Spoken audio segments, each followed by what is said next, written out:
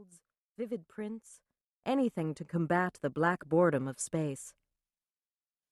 Another man might have snorted and shaken his head, but Kusanagi Jones didn't quite permit himself a smile of self-knowledge.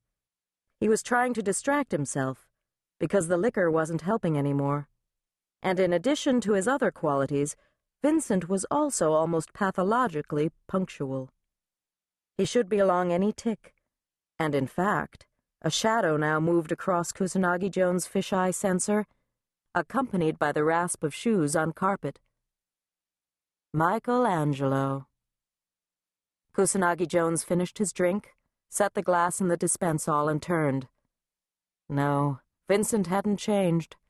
Slightly softer, belly and chin not as tight as in their youth, gray dulling hair he was too proud to have melanized, but in the vigorous middle age of his 60s, Vincent was still... Mr. Catherinson. Kusanagi Jones made his decision and extended his hand, ignoring Vincent's considering frown.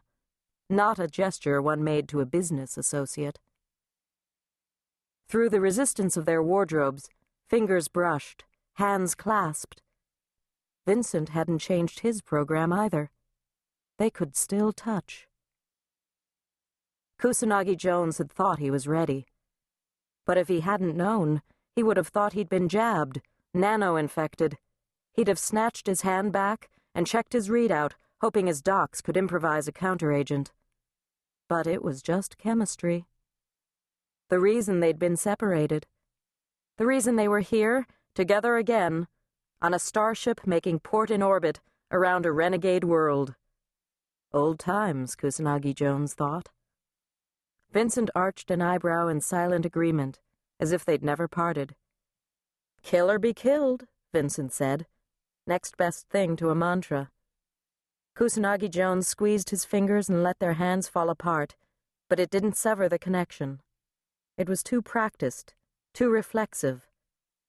Vincent's gift, the empathy, the sympathy that turned them from men into a team. Vincent's particular gift, complement of Kusanagi Jones's. Vincent stared at him, tawny eyes bright. Kusanagi Jones shrugged and turned his back, running his fingers across the rainbow lights of his subdermal watch to order another martini, codes flickering across neuromorphed retinas. He stared out the bubble again, waiting while the drink was mixed, and retrieved it from the dispensal less than a meter away. Oh, good. Vincent's earth patois. His compat was accentless. Nothing makes a first impression like turning up shit-faced. They think we're animals anyway. Kusanagi Jones gestured to a crescent world resolving as Kaiwo Maru entered the plane of the ecliptic and began changing to give her passengers the best view. Not like we had a chance to make them like us. Look, cruise modulating the ship. Seen one reconfig, seen them all.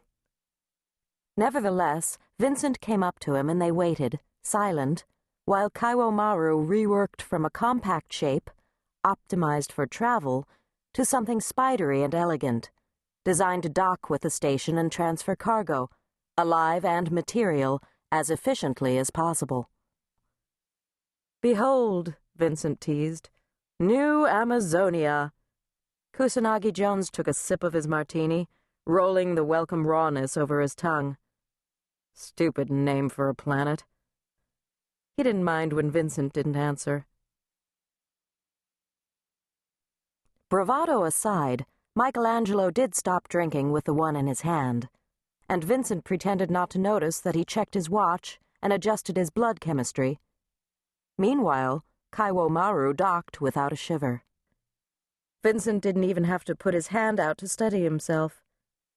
He pretended also that he was looking at the towering curve of the station beyond the bubble, but really, he was watching Michelangelo's reflection.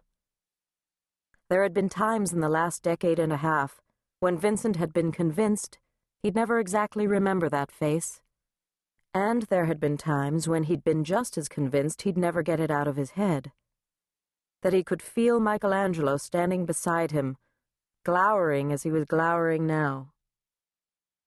One wouldn't discern it casually. Angelo wouldn't permit that much emotion revealed. His